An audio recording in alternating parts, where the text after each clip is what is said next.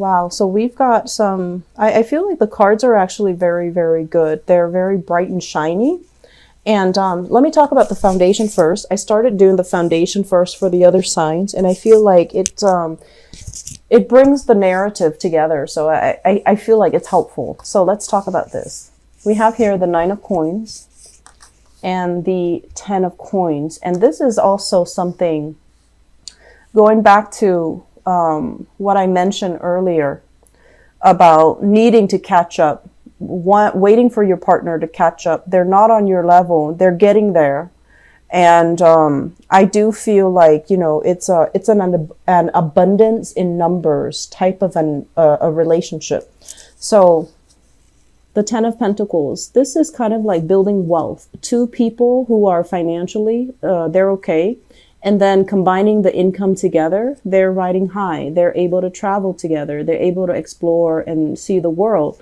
They're able to plan trips, and they're able to afford a lot of luxury items because of combined income. So you might be in a relationship with somebody where one person makes a lot and the other person doesn't make that much, but combined income, the two of you are doing really, really well. Make sure, I feel like one person might be self-employed, and I feel like, you know, they're okay financially on their own. But I just feel like this element here about whoever is making more money, you're not really keeping scores here. So if you're making more money, I feel like you want to compensate, you want to take care of your relationship partner, but it can also create a pattern. It sets like an unhealthy cycle. And you basically need to, you know, really sit down and kind of draw out a budget, draw out like a balance sheet, because over time, I feel like this can create a lot of problems in the relationship. And, you know, a lot of marriage counselors say that money is a big, big cause for divorces within couples or breakups as well. So you might need to balance this out. So for example, you know, have a percentage system. If you're making like 70% and the other person is making like 30, you know, make sure that your rent is calibrated or prorated so that it's fair for both parties. The person that is making more, they want to give more. And I feel like this might be you or your partner, but it just doesn't feel to me like it's fair. There is a fairer way to do this so that it doesn't cause discord in the relationship. Okay. And then likewise, I feel like this is also about, you know, creating a family, adding more members in the family, such as pregnancies, having children, getting married, stabilizing your relationship, like taking the relationship to the next level. And, you know, the natural progression of a relationship, having children, buying a property together, settling down together, and, you know, all of that. I feel like your partner right now is at a point where they are financially very, very stable. And you might have expressed that you wanted these things, and now they are catching up to you. Okay, now they're catching up to you. And it's still going to take them a little bit of time to get used to it, but they are trusting in the relationship and they're catching up to you. And so I feel like you might be dealing here. You know, both of these are pentacles. So it indicates to me like a strong earth sign. So this is a Taurus, a Virgo, or a Capricorn. I also feel some of you might have had like a missed connection with an earth sign in your past. You're now moving on and they want to reach out. For example, I feel like that energy coming through. You're now in another relationship that has gone the distance, you know, that is very good. It's very stable. And they're flying up behind you, trying to catch up to you, trying to, you know, get you to abort your plans and to go back to them. Your current relationship partner, I feel like, is the right one. And this person is not on your level. Okay.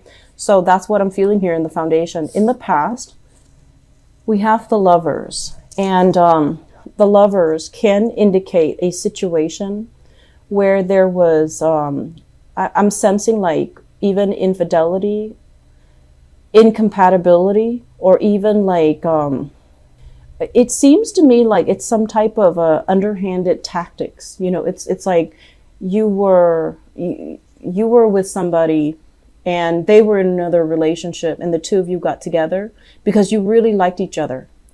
And it's like a combination of that. Okay. Or you were with an ex that you really, really love. They try to move on. They try to, have another relationship, and somehow you might have gotten in between them, or they might have done that to you.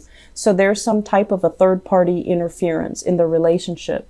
And I feel like it was done with a lot of stealth, where not a lot of people know about it. It was done very meticulously. So you got exactly what you wanted. But I do feel that it wasn't all, a walk in the park. You might have wanted that person. And it just seemed like, on paper, it looked very good. There's great chemistry, great passion in the relationship, but I do feel zero compatibility here. And so the relationship was very turbulent, on again, off again. It really corroded your self-esteem. When they left, you were like, rolled up in the fetal position crying. When they were there, they lit up your world. So I feel like the relationship itself was very emotionally charged. It was very dependent upon the other person. And it was also, it was not the right person for you. Okay. And I feel like you had to do a lot of like, it's almost like a lot of compromise with that person, but they were very stubborn. And I feel like you kind of lost yourself in the relationship. You compromised a little bit too much. And I always like do the Aries reading, asking you to compromise. But I feel like this was a relationship where you didn't know where you stand. You didn't know when enough's enough, because I feel like you're chemically, drawn to the other person. It's passionate. It's very exciting. But I just feel like it's not the right person, because there's a lot of innate incompatibilities here. Okay. This is not seeing eye to eye. This is like, a relationship that is based on attraction, on physical attraction, but very little else. And you might not have, common goals and plans in life, which brings us to the present environment. We have here the sun. And I feel like some of you have already found another person. And I'm seeing as well, possibly another fire sign. So a Sagittarius, another Aries, or a Leo. And we also have, because they're kind of like you, there's also conflict coming into the picture. And I also feel like you are still very, very independent. You have a partner that might be a lot more on the passive end. And so you want it to be exciting. You want it to be passionate and very, like emotionally charged as well. But I feel like this person is not really standing their ground, and this person is a little bit more passive. So just make sure that you can slow down your energy and not cause strife, unnecessary strife in the relationship. Just make sure that you don't nitpick over the wrong things, because I feel like they're a little bit more, they're not confrontational. They're not confrontational at all. Okay. So I feel here, if you have exes contacting you, just make sure you don't deal with them, because it's going to bring that up in the relationship and it's going to create trust issues. And I also feel as well, just be very patient with your partner, because it seems like they're afraid to talk to you. It seems like they're afraid of conflict. They're afraid of fights, and they're afraid of disputes, and they might not want to talk to you, or they might not feel comfortable talking to you because they don't want to get yelled at, or they don't want to get to aggravate a situation. So they're a little bit more on the passive end. Okay. But I feel like they treat you well. I feel like you're feeling quite happy in the relationship. And I just feel like they're not as independent. They're not independent of thought. They're not assertive, and there's something missing here. Crowning this reading, we have the Wheel of Fortune. And the Wheel of Fortune is basically things turning for the better, okay? It's in the upright position, so I do feel progress, movement, having a certain sense of like clarity regarding a relationship. And it is linked up here with an air sign. So we have here, this is an Aquarius, a Gemini, or a Libra, Sun, Moon, or Rising. When it shows up as the king, this is someone who's very, very intelligent. When it's in the reverse position, it's somebody who, they're intelligent, but they lack a sense of strategy. They lack a sense of like a clearly defined and a definite sense of direction. So there might have been a lot of arguments in the relationship between you and this person. Where are we going? Are we getting married?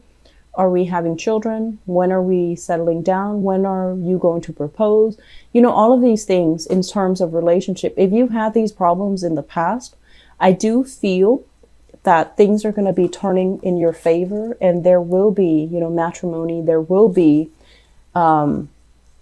a compromise with this person. And I feel like, you know, they're showing up in the reverse position because I feel like they mean the best, but their life as well might not have, you know, caught up to yours, and they're waiting for their life to catch up before they can make these promises. Okay. So it's not somebody that makes promises lightly, but when they make promises, I feel like you can hold them to it. Okay.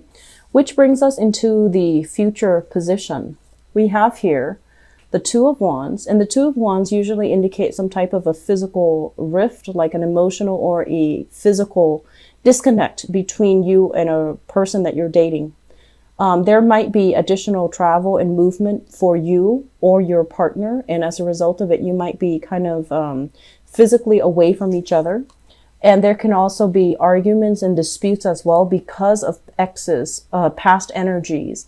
And I want to say, like, a lot of it is self-imposed because I feel like you're measuring your new partner based on the standards from a past relationship.